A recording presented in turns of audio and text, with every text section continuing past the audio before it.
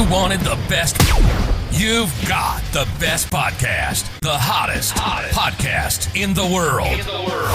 The Chris Voss Show, the preeminent podcast with guests so smart you may experience serious brain bleed. The CEOs, authors, thought leaders, visionaries, and motivators.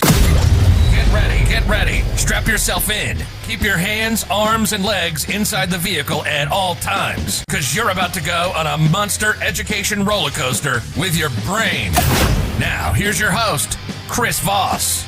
Hey folks, it's Voss here from the ChrisVossShow.com. Ladies and gentlemen, there are latest things that makes it official. Welcome to the big show. We certainly appreciate you guys being here.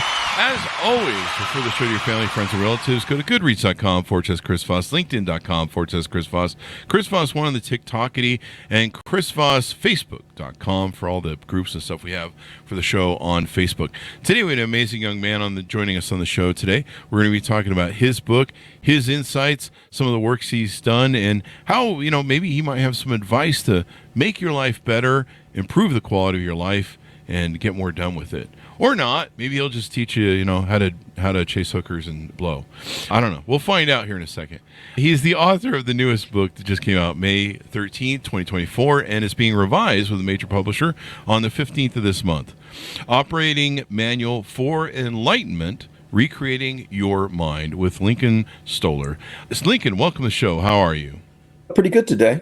Pretty good, thanks. Pretty good? Should we check back tomorrow? No, I'm just teasing. It changes day by day. It does. Doesn't it, though? Mm-hmm. So give us the .coms. Where do you want people to find you on the interwebs? My website is mindstrengthbalance.com. And that's really the center of my friends complain that the page is too big, but that's where it's sort of all located. And there's links to books and what I do, which so check that out, people. Describe. So give us a 30,000 overview. What's in the new revised edition of your book that you're doing? The publisher wanted to make it smaller because they said books on enlightenment sell to women between 30 and 45 and must be below 300 pages. And mine was 340. So I cut out the last chapter on healing. So I like the original one. Who needs that chapter? Whatever. You can put the healing part, I think, would be the most important part, wouldn't it? I don't know. But, people don't heal until they're ready to. So really it's about getting ready to. So whatever. Heal, people. Damn it. We're tired of you all running around being unhealed. Oh, let's get to it. Really. So tell us a little bit about yourself. I didn't have a biography for you. Tell us about your upbringing, kind of what influenced you, how you eventually got into writing. You've written several books, too. We should plug them as well. The books are a diversion. They're just big calling cards with lots of pages in them. And people think you're smart if you write a book. But I guess it's harder than a calling card. Yeah. But, the point is, if you have something to say, it's not that hard to write a book. Yeah. To answer your question, I don't really know why I am what I am. But I look at my family history and so forth. And my parents were involved with arts and engineering and the great artists of the, last century. So Bucky Fuller and Sandy Calder and a bunch of architects. My father was an architectural photographer. Oh, wow. So he knew all these guys, Frank Lloyd Wright and those folks. And the Eameses. I like the Eames. They're great. Oh. If you remember their movie called, what was that movie called? I forgot. I'm forgetting a lot of things these days. Anyway. Because of the age, man, I'm feeling you. I'm afraid it's possible. I had COVID 2 weeks ago. No, I was in the hospital with that. Still. Oh, I'm sorry. I didn't quite make it there, but it was not a fun. It was not a fun experience. I'm still but educational. Oh, in a bad way, I like your spin on things. I like the way you spin on it. Okay, well that was educational. But look, get back to the point here was that, when you hang around as a kid with people who are unusual, you kind of develop your own unusual tendencies, not putting up with nonsense and wondering why the world is crazy. So this started early, and first I was a criminal, but they didn't catch me. So maybe I guess criminal is when you're caught. But, a vandal at age 8 it can be pretty destructive. And I blame my parents. Why not? Yeah, it's always good to blame. That's what they're there for. That's what they're there for. And, I've spent the rest of my life figuring out why. And it's starting to become clear.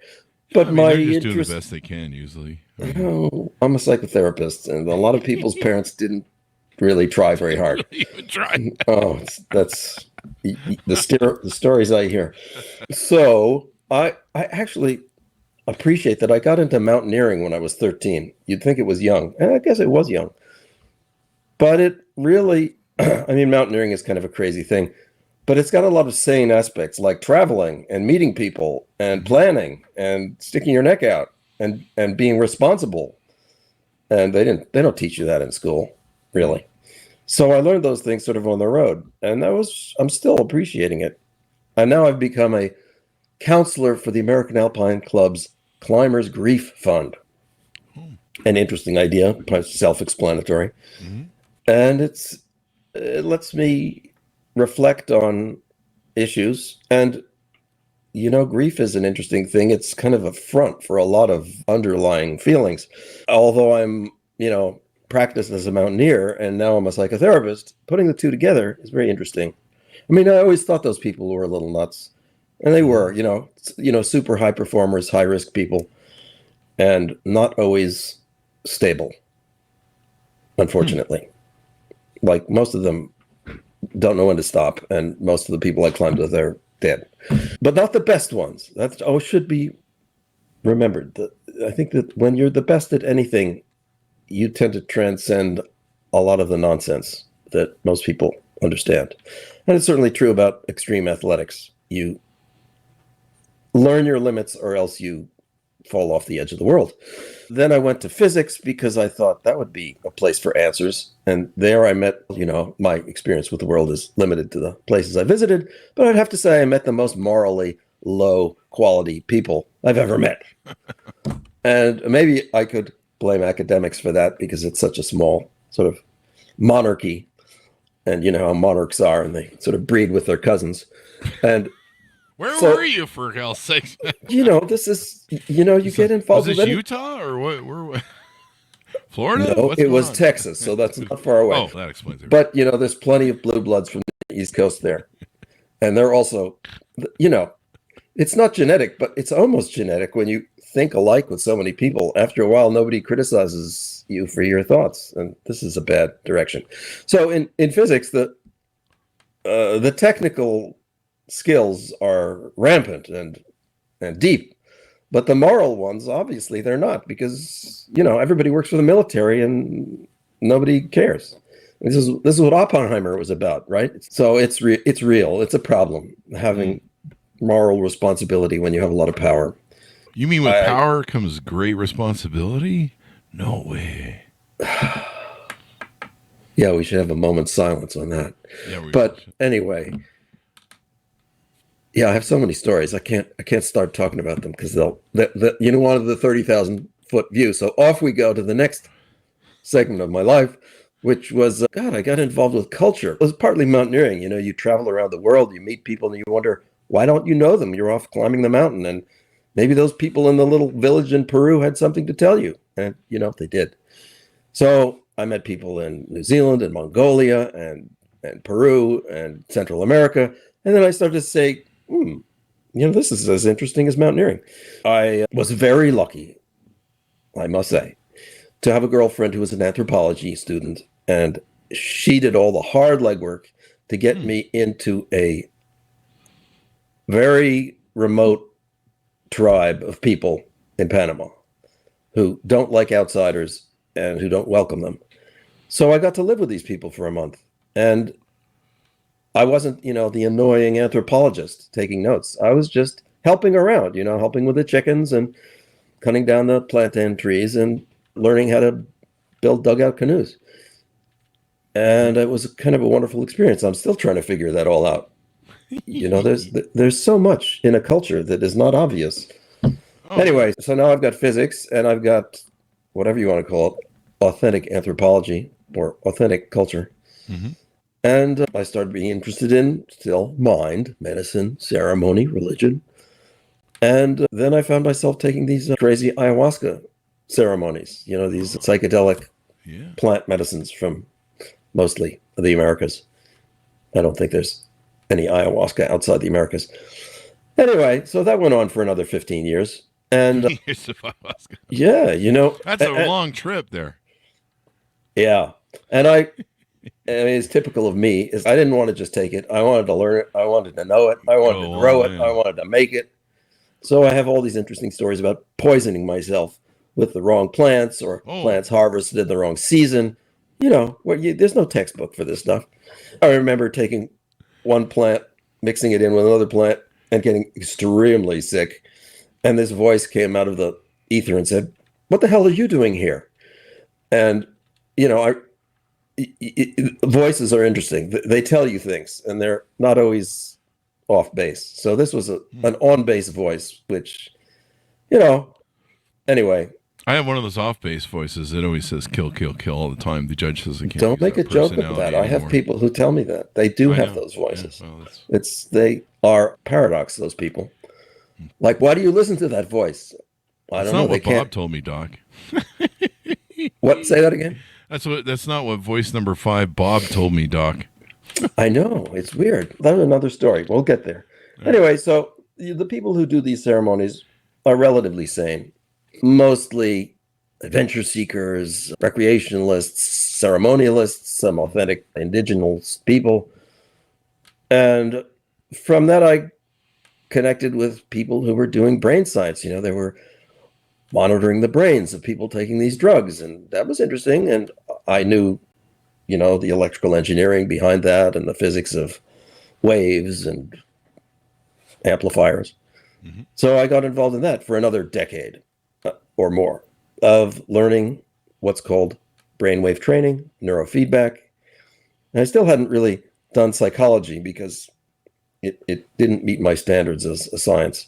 You've got culture, you've got ceremony, and psychedelics, brain science, and it's still not a well-developed field, this brain training, neuropsychology field. It's starting to become known slowly with books like The Body Keeps the Score. We talk about that book a lot in this show. But it's still not part of the training for people doing psychotherapy, so nobody learns it. Isn't that amazing? Is it because it's deemed holistic, maybe? The way that medicine is divided up into specialties separates the head from the heart and the psyche and the mind, and it's considered neurological or biochemical. And there are a couple of textbooks, but they're not integrated into the curriculum of psychotherapists. I'm a terrible student, and I tell my son, who's 14, throw that homework away, throw that garbage away. You write them the answer to the right questions, because the people who determine the questions are the ones who determine how you think. Oh, yeah. And if you're going to answer the wrong questions, then you're off, barking up the wrong tree. They're misleading questions or leading questions. Well, my son gets questions of why should Napoleon be in history? And I'm saying, I really have to censor myself because I'm a very profane person. You can just imagine me putting in mental beeps here. My disrespect for traditional education is very high. And I tell my son, don't answer questions about why Napoleon is important to history. Answer questions about why Donald Trump, Richard Nixon, Bill Clinton, these are the people who are relevant. Anyway, so he doesn't listen to me and he does his homework. No.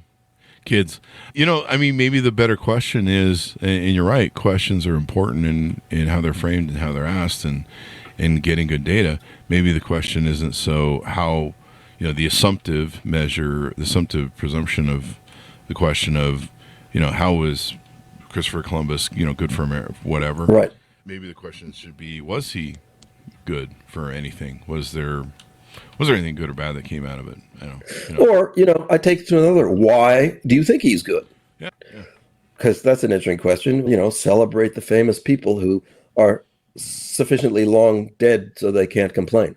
This is, the whole thing about Christianity and Jesus Christ. Would Jesus Christ approve of how he's portrayed these days? A lot of people say no, but that doesn't stop him. Anyway, So to finish my 30,000 feet, then I got involved in psychotherapy, and I'm still involved in all these things. Hypnotherapy, don't forget. Dream work, very important. You had asked me when I was signing up for the show to sort of have my bullet points. And my bullet points are all about awareness. Mm-hmm. And the awareness that I focus on and try to convince everyone to understand and so I'm a therapist, I get clients, they come to me with questions and problems, is that there are different levels of awareness. And the three big ones are your subconscious, which you're vaguely aware of, and your conscious mind, which is like ruminating and talking to you. It's the voices, or yours or someone else's, or the schizophrenic ones, and your neurology, third one. Your consciousness, your subconsciousness, and your neurology. And people think only their conscious mind is in their control. I don't know if it even is. The questions of free will are a little sticky, but it's your subconscious that basically controls your direction.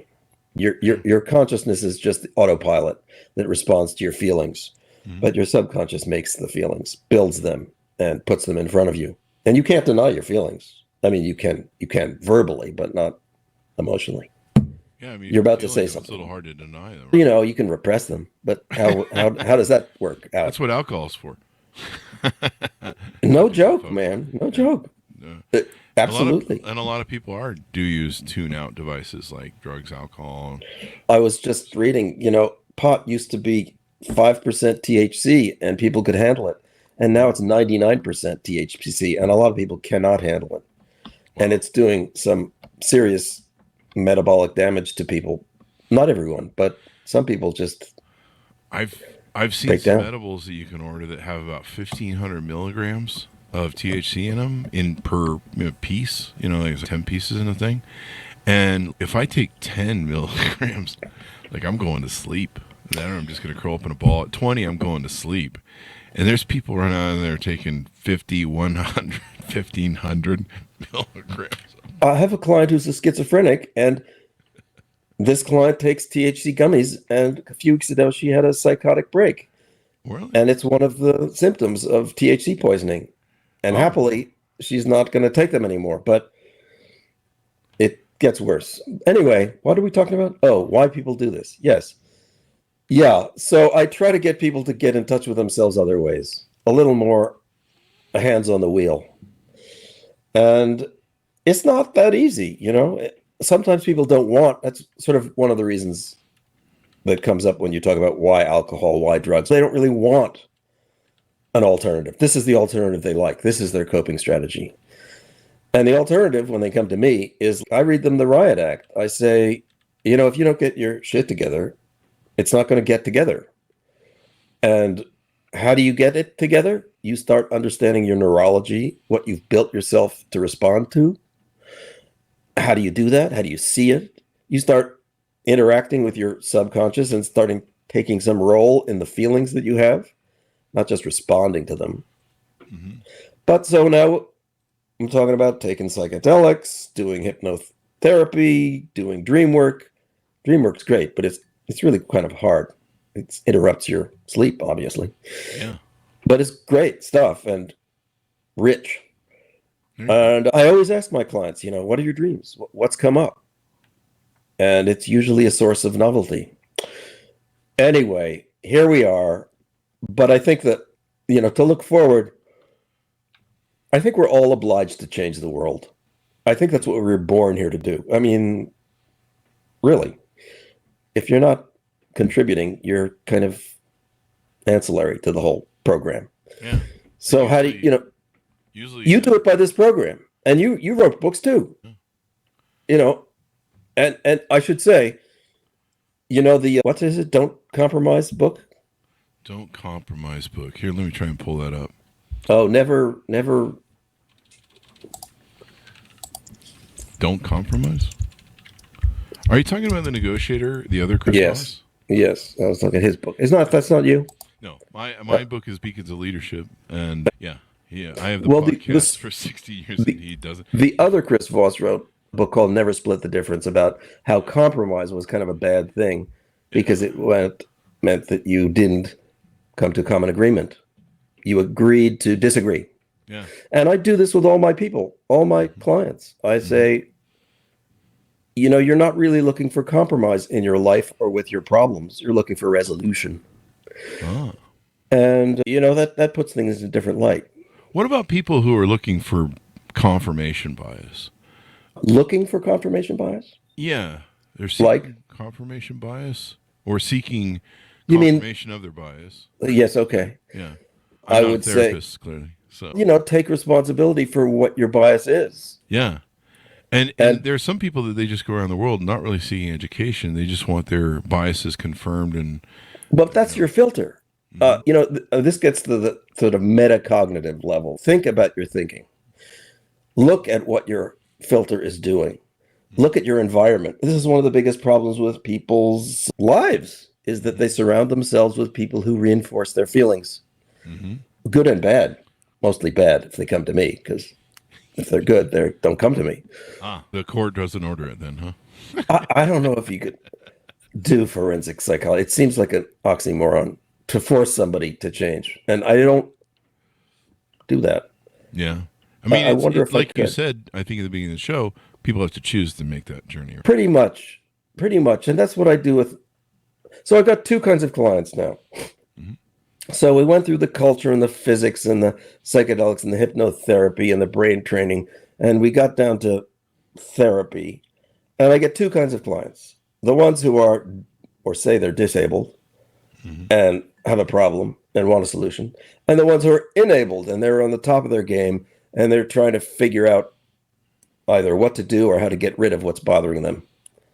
And you can imagine that's kind of two different worlds. The guy on the top of his game is a hyperachiever, and the guy on the bottom of his game is considered a low achiever.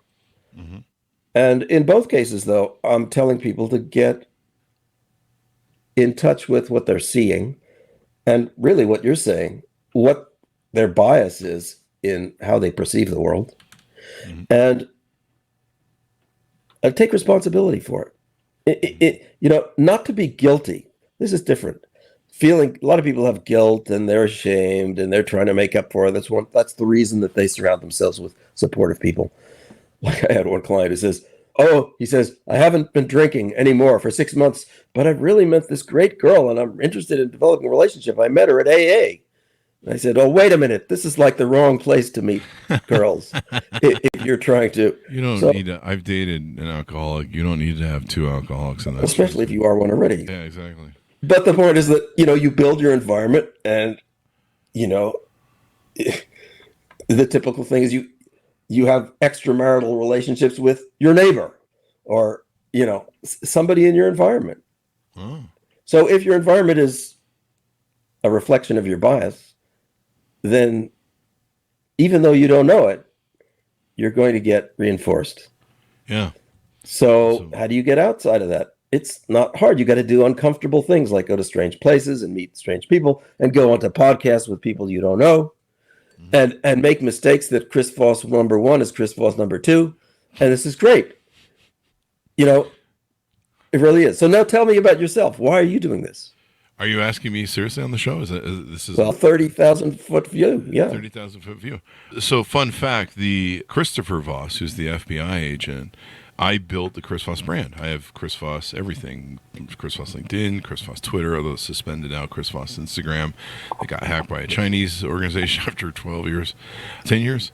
But I own everything Chris Voss. I started the Chris Voss brand on social media 16 years ago. And somewhere in 2016, a guy with no followers decided to hijack someone with millions of followers across social media and recognition. And instead of putting Christopher Voss, his name he uses on his book, he used my name in the format to hijack our awards and our interests and everything else. He's done a really great job hijacking it and building a great brand, but we still own the Chris Voss brand, so we're keeping our fists around it. To why I do this podcast, was that the question? I lost track on the segue there. Yeah, I think the question is, how did you get yourself into a position to do it? Were you a marketing person, a journalist? I started my first company at 18 and I've been an entrepreneur ever since, worked for myself ever since. Sometimes other people and a consultant or a referent of more sort of thing. But for the most part, all my own companies, doing my own thing. I've always been the big mouth, the CEO, hundreds of employees, thousands of employees over the years. And so I'm used to being the cheerleader, the talker, the guy who shares vision, the guy who communicates leadership, all that sort of stuff. And for me, once 2008 hit, kind of wiped out a lot of our companies, it was like, okay, what are you going to do, Chris? I'm going to be a consultant on business and go do that. And in doing so, I always wanted to be a DJ. I always loved radio. I always love how funny radio DJs were because I grew up in that area of the radio. And podcasting was kind of coming of age, people talking about their thing. And so we jumped on and said, hey, cool, I have stuff to talk about. It was basically the model that everyone uses now 16 years ago, where it's like, hey, you give people free information, they'll hire you to do stuff for you. So that's why I got into it. And I really have, Larry King said one time, he goes, I really am interested in people. I find them very curious. He goes, wherever I'm in, I talk to them, I ask them questions. And for me, life is a collection of stories. I'm a griot from ancient Africa. I love collecting stories. I love hearing people's stories. I'm sick of my own, although my audience is like, he tells his stories on the show all the time. But I like hearing other people's stories, their journeys. Like, why did you choose this over that? Why did you go down this pathway?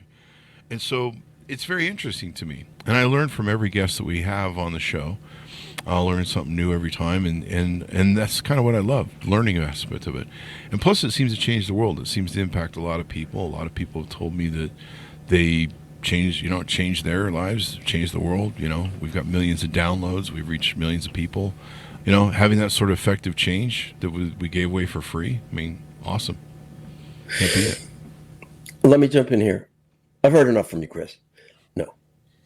Actually, you haven't told me the real dirt, but okay. The real dirt? The real dirt. Yeah. Cruise and blow. That's right. When you were out in parole and, the car you crashed and the person that's injured. I've got seven parole. I've got 7 of those parole. What do they call them? The ankle bracelets. I get one off tomorrow. It's a joke. There is no such thing as a joke. That's what you learn in psychology. There's all jokes. If it's a good joke, has a resonance. Otherwise, it's just false dead. But anyway, some of us that are comedians, we just write jokes for the sake of writing jokes, and they don't really have a resonance. And then like Robin Williams, you go and you hang yourself in the closet. So watch out about that one. I'm not Robin Williams. And don't be. Listen to NXS. All right, so I forgot one part of my life, which was that after physics, I became a computer scientist and spent 20 years writing financial software. And that was interesting because I worked for all these middle-sized businesses, and I worked for these CEOs, and they're all a little, not all, some are a little warped. The ones that worked the best with me were technical because they understood what I was talking about. And the ones that worked the least were, I don't know, crazy in other ways that I didn't understand. You say crazy like it's a bad thing. No, I don't, but it's a potential. It really is a potential. Bad thing. You can use it or you can abuse it. Yeah. Anyway, so part of my shtick now is to try to get people to perform at their best. Oh, that sounds really canned, but it's okay. I mean, that's what we're all trying to do. I think we're trying to do the podcast too. Yeah, that's true. You are. Yeah. And so look, as a therapist, people who come to you have to have an issue because I'm charging $200 an hour. If you don't have an issue, it's funny. Sometimes people get other people to pay for them. And then those therapies don't go very well because they don't have skin in the game. I do have a little of that imposter syndrome where I'm wondering if I'm really worth it. But my clients tell me you are. And the other interesting thing is you're always better as a therapist if you don't know what you're doing because then you have no preconceptions, no bias. And we're talking like you and your knowledge of stories. These stories are wild. And for you to preconceive what somebody else's story is about is probably unjustified. So you really have to not know. And, okay, I have skills. I have talking skills. Like you have talking skills. I have listening skills. What? But do I have solution skills? No, you're the person who has the solutions. I'm supposed to fish them out of you, make you realize them, and realize how you're standing in your own way, and what your biases are, and what your traumas are from your parents. And it's like for me, I think I told you I'm still figuring this out. I feel like I was abandoned as a child because I didn't have any brothers or sisters my age, and my father was a workaholic, and my mother was. I guess she was crazy. I couldn't figure it out. What? How long have you been feeling this way? My whole life. Your whole life? I remember I wanted to kill my mother. I was like 6. I was fantasizing about killing her because the reason was I couldn't get any response from her. Because she just was 30% there. And I thought, I don't know what I thought, but I was unhappy. Yeah. So this is like plagued me for the rest of my life. I get involved with people who I want real relationship. Yeah. And it hasn't worked that well because most people aren't ready for a real relationship unless they're willing to pay you $200 an hour. Mm-hmm. Most of my real relationships are with my clients. And I couldn't put up with socializing and, chit chat and talking about the weather. No, you can see a therapist about that. I talk to myself quite a lot, actually. And I talk to a lot of dead people, too. Oh, all right. Whenever I'm in a physics problem I can't solve, I bring up Feynman or Dirac, and I have them explain it. Of course, I got to read the textbook, too, but, it's a useful thing to put another voice in. Yeah. And it's not a bad voice. They don't tell me I'm stupid. Yeah. That's why I have multiple personalities, so I can have the different voices. It just adds. You're joking again, but I'm telling you, I've got clients who are like that. Yeah. Well, and they don't sound a lot different than you. That's why the joke rides so well. That's right. That's right. Shut up, Bob. But actually, kill. To take it a little more seriously, people with multiple personality disorder, the reason it's a disorder is because they don't know they have it. Ah. If you know you have it, or if you know you've got other personalities, then they're talking to each other. It's not so much a problem. Yeah, they're having. It's when they don't. It's when it's stop me before I kill again. Yeah. Then it's the problem. One of my Karen's no longer talking to Bob right now in my personality circle, but yeah, they'll get together. They'll make up later, I'm sure. But that does make sense if you don't know you're the problem. What is the thing I saw? It's Dr. Jekyll and Mr. Hyde. Yeah. It's like the Russians. How do you know you're the useful idiot of the Russians? I don't know that. What's in the that? Room? How do you know who's the let's see. If you don't know who the useful idiot is for the Russians in the room, it's probably you. Yeah. So on your book, Operating Manual for Enlightenment, you help people find their way to enlightenment. There are several different topics you talk about here: struggle, the mind, state, which is the state of the mind, I guess, wisdom, yes. Instantaneous enlightenment. You want to flesh any of these out for audience? It goes back to what I said before. There's the three parts: the subconscious, the conscious, and your neurology. I mean, you could break it down into the body. I don't want to discard the body. The body has its intelligence. That's Vanderkook's book. The body keeps the score. And I'm trying in this book to get people to see all these different levels of awareness that they could have and could relate to if they paid attention. Mm-hmm. So, how much do you know about your liver? Probably 0. Could you know more? I don't know. How much do you know about your colon? Actually, we know a lot about our colon because it tells us when to go to the bathroom quite dramatically without any argument. And so you do interact with your body, your lungs, your stomach, your heart, your skin, and your body tells you things and you think that it's just physical and objective, but it's not. It changes your hormones. It changes your thinking. There are all kinds of weird ideas about how your digestion affects your mind. You have a nervous system in your gut that's 1/10 the size of your brain, and it actually doesn't take orders from your brain. It sends the orders to your brain. Your second brain. Yeah. In this book, I'm trying to get people to see if you have physical issues, what are they? Why are they? What are they saying to you? What are they actually trying to tell you rather than just, comfort and pain? Mm-hmm. And the neurology is interesting. A quick tour of neurology is that different parts of your brain have dominant roles in different parts of your thought. It doesn't break down so mechanically to, that there's a part of your brain that does music and a part of your brain that does just language. For example, your eyes are interesting. Your left eye is attached to your right brain and your right eye is attached to your left brain, but only the central vision. The peripheral vision, it's opposite. So the central vision of your right eye is attached to your left brain, but the peripheral vision of your right eye is attached to your right brain. And your right brain does associative processing and pattern recognition, and your left brain does analytical, executive function, language, hearing, things. I'm going cross. Deductive, yes. But no, that's the point. Crossing. Your eyes are doing the crossing, and your brain is doing the integrating. And you can work at building up all parts of this chain. So how do you do it? Lots of different ways. Education is probably the weakest way, but it's the process of doing it that gets you strong.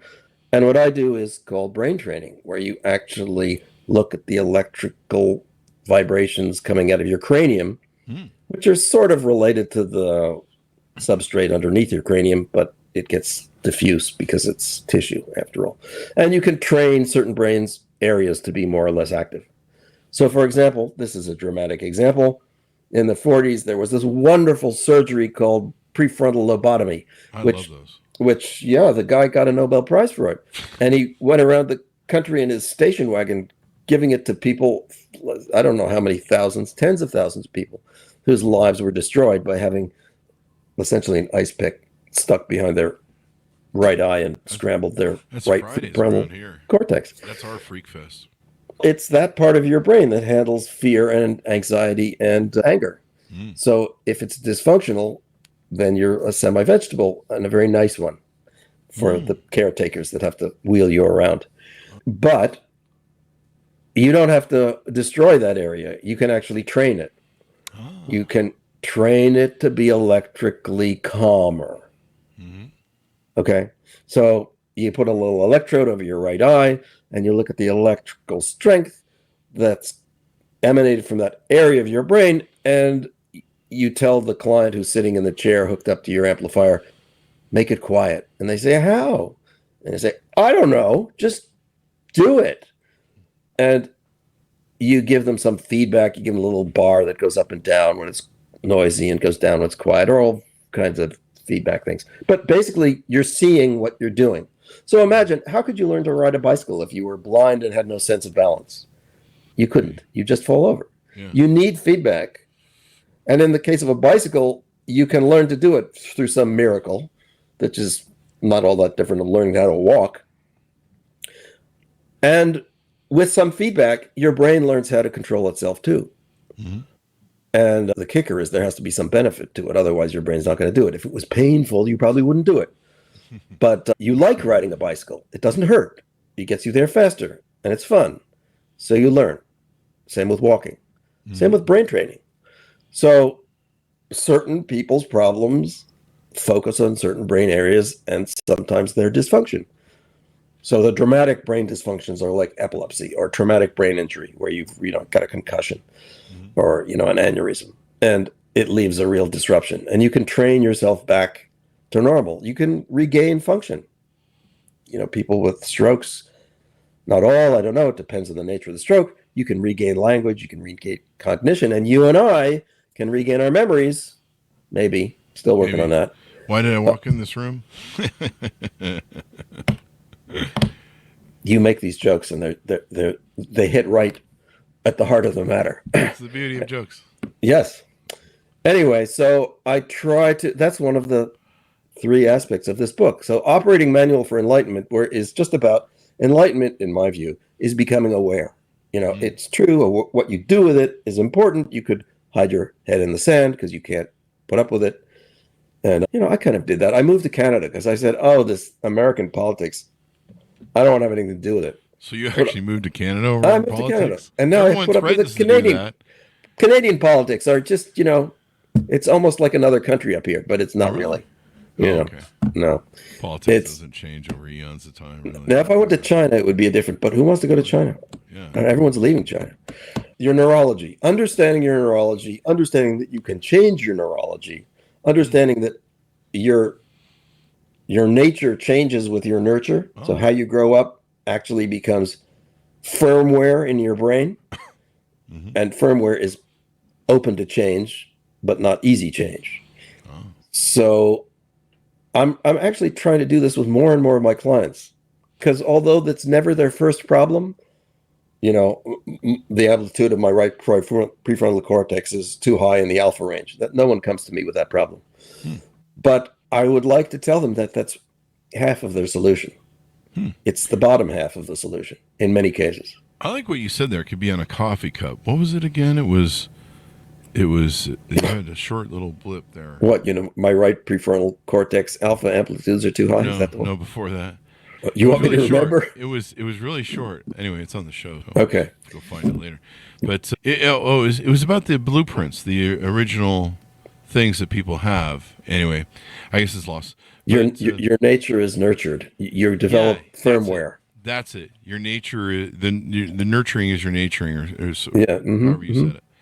Geez, So this is really important. Coffee cup. It's really, put it on a coffee cup, but have it tattooed on your have a tattoo forehead or something. Yeah. So this is why I'm talking to you on a podcast.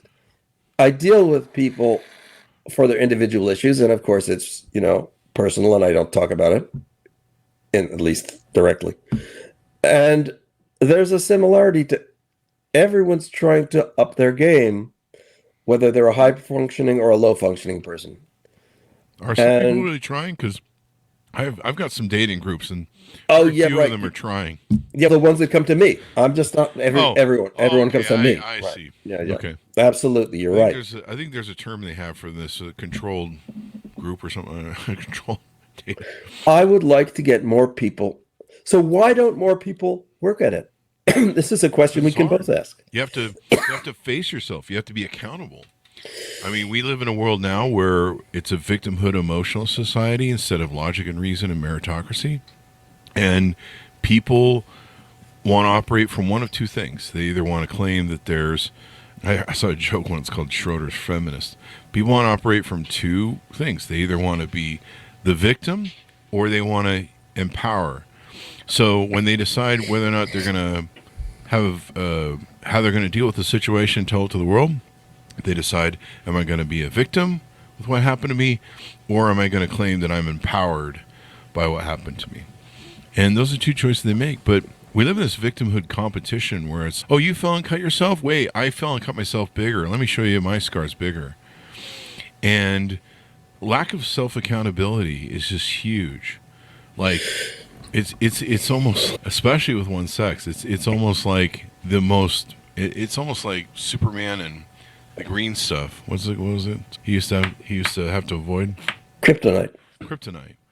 And the narcissism rise in our society of narcissism through social media, all the other ills, has just made people, they just won't embrace self-accountability. And I think that's why it's hard, because they would have to face themselves. They would have to look at themselves in the mirror and go, I'm the fuck up here.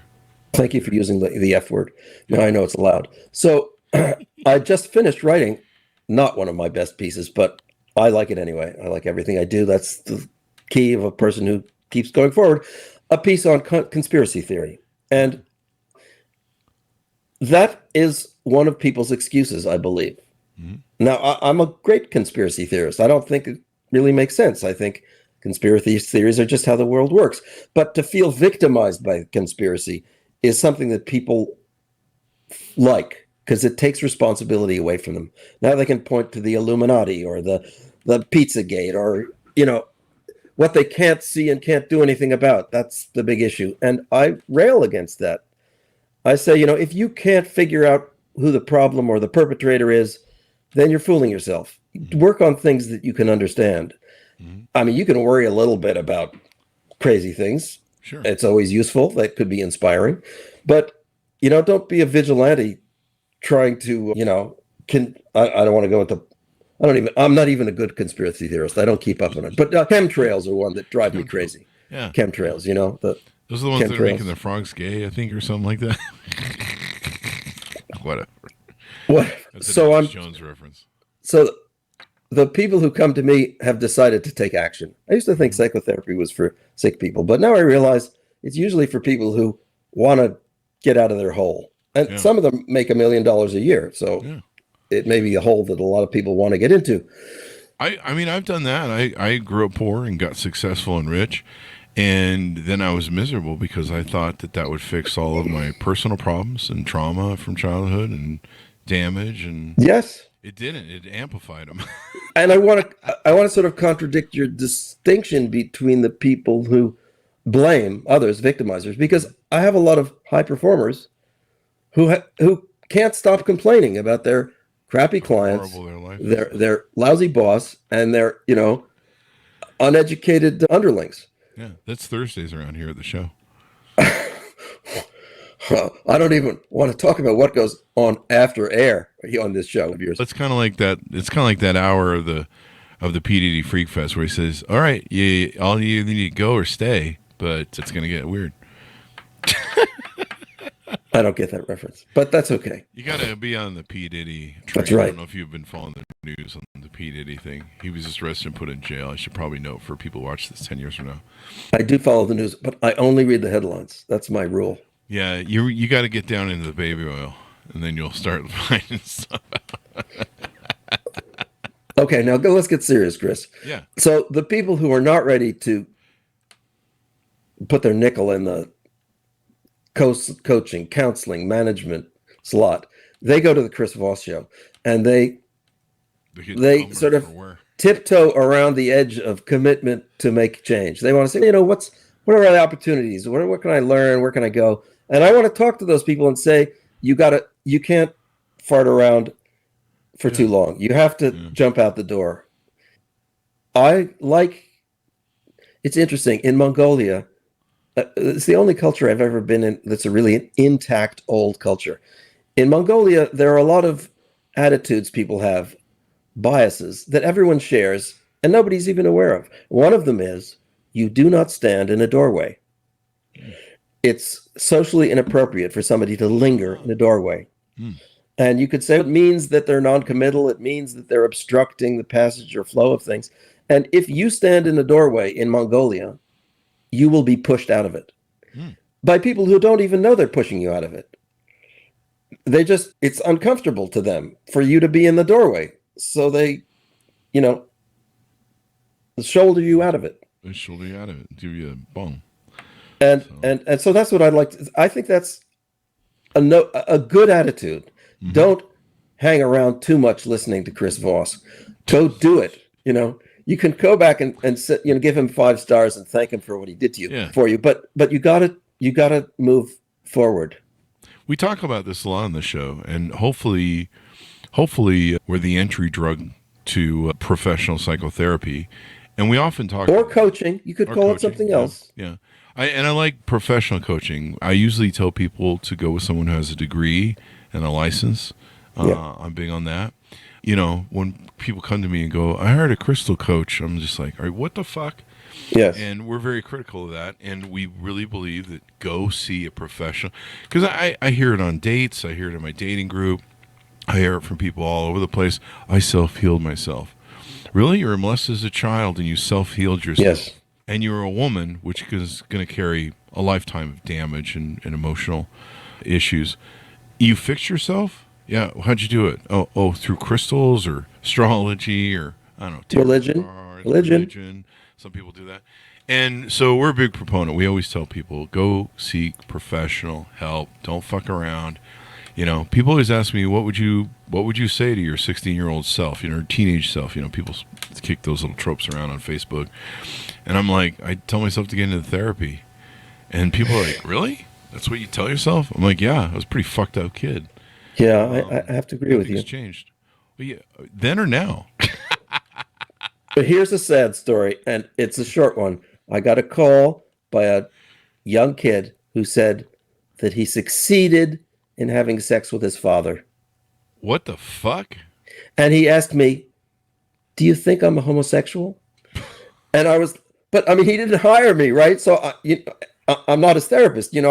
I'm not really allowed to start talking. Yeah. But I said to him, I'm thinking, that should be the least of your concerns here. Yeah. Yeah. But I'm saying, you need some guidance. You need some boundaries. You need to understand. And you know what the sad part of the story is? He never called me back. And so this is part of the story too. Some people need to fall in the ditch before they realize they're off the road. Some people have to hit Skid Row. And I don't understand that. That has to be so bad. But I sometimes I don't understand it, but sometimes I've had my own cathartic moments, and you can kind of say they were my bottoms. And so sometimes we have to go through that cathartic crisis. There's been time. I started losing weight one day when I was almost 400 pounds, and I just got sick of feeling sick and shitty and awful and miserable and being bloated and fat. And one day I just broke, and I don't know. There wasn't a real proponent to it. Yes. I just said, I fucking don't want to feel like this anymore. I quit drinking. I didn't have a problem drinking, but as I got older, it just wasn't any fun anymore. It's 2 hours of fun on Friday means 3 hours of bloating, drag, carrying water weight. I just feel that my energy would be shit for 3 days. Yeah. And I'm just like, the math doesn't work here anymore, man. And I'm tired. You get old enough, it's 3 beers, you have a hangover, when you used to be able to drink like a whole bottle of vodka before that happened. Mm-hmm. And so one day I just said, I'm just not doing this anymore. It's just not. It's just I'd rather feel good, and I just stopped. And so some people I guess they have to hit that. For some people it's a bottom. For some people it's a cathartic moment. For some people it's it's that network TV movie event where you go to the window and shout, "I'm sick of hell, and I'm not going to take it anymore." This is part of what my book is about. It only takes an instant for you to become enlightened. Oh yeah. But it can take a lifetime to get to the point where it's going to happen. Yeah, I had to learn how to eat better. I had to learn how to prepare my food better. The point is, like, what were you doing to get to that point? You didn't even know that you were heading toward that point. Yeah. But could you? Here's a good question for you. Could you have avoided that by doing the right thing, like eating? I don't know what beforehand? I don't know what. What could you have done that would have brought you to the point of enlightenment sooner? Anything? Not really, no. There was a proponent. Oh man, come on! I can't accept that. So hold on, there was a proponent to it. I'm a big fan of Penn Jillette and their magic over there, and he put out a book called Presto, and he was doing a tour saying how he lost 100 pounds in a very short period of time and was enjoying his health. And some of the things he talked about, like the belief systems that people have in their head about all sorts of things that they bullshit themselves to hang themselves up with. I had belief systems about food.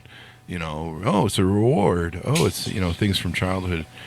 And he had some ways that he talked about when he was doing the book tour that I saw, and I went, fuck, I'm going to get his book. And then I started reading his book and seeing how my belief systems were complete shit that I believed, and I was just using it to cope and substantiate myself. You need 10 to 15 Mountain Dews a day to keep the energy going for work. And so by recreating new belief systems, I was able to reconfigure how, and I started waking up. I would be like, Jesus Christ, I believe that, the food pyramid was from the 70s was a good idea. I believed that, so I started really examining my beliefs. And so kind of that book Presto was kind of the point where when I read it, I went, fuck this, I'm going to do what he did. So that kind of was the helper thing. I don't think I could have made the conversion without that book. Yeah. I've spoken to him and thanked him several times because I'm like, you saved my life, dude. You fucking saved my life. And so I needed to have the tool, and really his book and his change in his belief systems that he learned that helped him lose 100 pounds. I just copied that, and so it was kind of a cathartic moment of I'm sick of feeling like shit, but it was also a cathartic moment of someone handed me a tool, and I went, well, I'm going to read that book. Here's a story of a client I had who came to me with anxiety and insomnia, and was plagued by it. And we did brain training because I thought it would be good for him. And it was making him feel better. And within a month, he, started to drop his anxiousness. And then he got a hold of this book that he said changed his life. The book said, it was one of these really poorly produced books, didn't even have a ISBN number in it or a publisher, and full of misspellings. And it said basically this: don't worry, be happy. Don't worry, be happy. That's it. That's all it said. And he said, "Let's open my eyes." And I said to him, "Look, Bob, it opened your eyes because your eyes were almost open. And before that, you were never going to get out of the hole. Your brain was so repetitively anxious that message would never have made it. But now that you are ready to accept that because you had no reason to hold on to your anxiety." Okay, so sometimes the book is instrumental, and sometimes the book is just icing on the cake. Yeah. And so I would say, to you too, Chris, Penn Jillette's book probably came at the right time for you. It did. It was very momentous. I mean, like I said, I wouldn't have been able to make the change and the tools that he had in it, the belief systems, and he showed how he took his belief systems about food and eating, which were a lot like mine and a lot like a lot of people's that are raised by parents. You know, I was taught to eat everything on my plate, right? Not a good idea. Nowadays, when I eat, I go out, I'll usually eat half of whatever I have. My dates hate me when I do this. And then I take the other half home. And it's a habit now to where I just don't even think about it. I'm kind of full when I eat half my meal. And it keeps from overloading my system. I used to have this, my mom used to do this thing, and she meant no malice by it, but I think a lot of moms did. She would tell us, hey, if you're good in the store, you don't cause a scene, you don't cause problems and be noisy and, mind, be good, you'll get a reward when we leave. I'll get you a Coke or a Snickers bar or something. And we wanted one of those. So we would always be good. And so all my life, up until the time I was, 45 when I made this change, I would always load up my cart with the most fattiest cholesterol article clogging shit you could. I was drinking 10 to 15 Mountain Dews a day, several 6-packs of Mountain Dew. And then on top of that, I would be like, I need a reward for going to the store as a 45-year-old adult. And I would get, I don't know, a giant bottle of fucking Coke and some ice cream, double Snickers, Nowadays the Snickers bars they have are the size of 2 insulin shots. No, THC and pot. Yeah. And so I had to deconstruct. I'm like, dude, that's not a reward. You're fucking ruining your health with this stupid shit. Like, you're a grown adult. You don't need a reward. You went shopping. What do you want, a fucking medal? And, I put all these bullshitting, self-deluding, coping things that I had around food. And so that book really helped change. So there was a bit of a proponent. Someone told me when I was finishing my book and I was really losing my mind over the editing part, the re-editing part. And I was at that all work and no play makes Jack a dull boy stage where I felt like I was typing that all over. Yes. Yeah. And I complained to one of my author friends, and she goes, there's somebody out there that needs your book, and there's the only one person who can get through to them is you. And they've got to hear your stories that you're telling this book. And while they seem to be at you at this point, you're sick of them, and you don't want to deal with them anymore, you just want to fucking quit. That person out there needs your book. And you may not ever meet them, you may not ever know who they are, but they need to hear it from you, and they need to hear your story to make the difference in their life. And I went, wow, that's fucking powerful. And fortunately, I've met people that read my book, and it's changed and had an impact in their life. And of course, the podcast does a lot of that same thing. And yeah, I mean, that's the great thing about books. You don't know how it's going to trigger some people. Maybe the Chris Voss Show is the entry drug to psychology. I would hope that we would be. We don't bore people. I've often joked at our singles events that we throw and the podcast that maybe we should have a psychiatrist sit in and pass out cards to everyone. Not a psychiatrist, a psychologist. Or a therapist. They're all. Therapist. It's like it's like the Catholic religion. There are bishops and cardinals and popes. You got to deal with the pastors. One does drugs and one asks you if your mother hugged you enough. Is that how it works? Wait, say that again. One of them does drugs, prescribes drugs, and the other one asks you what happened with your mother. That's right. That's right. That's right. Next. Yeah. So you don't tell people to go to psychiatrists. They're okay. They're the evil therapy. Technicians. Yes. Get therapy. Therapy or whatever you want to call it. Can't afford that, get good drugs. Anyway, no, don't do that, people. We're just kidding. So as we go out, pitch people on where to pick up the book, reach out to you for your services and all that sort of good stuff, .coms, etc. Very good. So I have a blog. I write. If you pay for it, you get it weekly. And if you want it free, you get it monthly. And if you sign up for the monthly free blog, you'll get a downloadable e-version of this book for nothing. Nice. Yes, I mean, just get your act in gear. Sign up for the blog, and you can always cancel it, but I hope you won't. And read the book. That part. If you've started to listen to this podcast, then you're obviously looking for the tool that you need. And as Chris says, this might be it. Yeah. I mean, I tend to be kind of cerebral, and it's very dense. I mean, it's not technical or academic, but it's like straightforward. Let's talk about your subconscious. Let's talk about how your brain works. And let's talk about your childhood and how your thinking works. Yeah. So that's the book. Mindstrengthbalance.com. Mind, no spaces, mindstrengthbalance.com. Mind, strength, balance. Anyway, it'll pop up and ask you for your subscription, and then you're off and running. Then it sends you an email and you get the download link for the book. Sign up there. And then people can order your original manuscript, May 13th, 2024, Operating Manual for Enlightenment, Recreating Your Mind, or they can watch for the 15th of this month, which is about 7 days, for the revised version. This is true. And there's an audiobook if you want to listen to it. Audiobooks are good. Kindle. Thank you very much for coming on the show. We really appreciate it, Lincoln. Thanks, Chris. Thanks so much for tuning in. Go to goodreads.com/Chris Voss, LinkedIn.com/Chris Voss, Chris Voss on the TikTok and all those crazy places on the internet. Be good to each other. Stay safe. We'll see you next time. And that should have us out. Fun is fun. Great discussion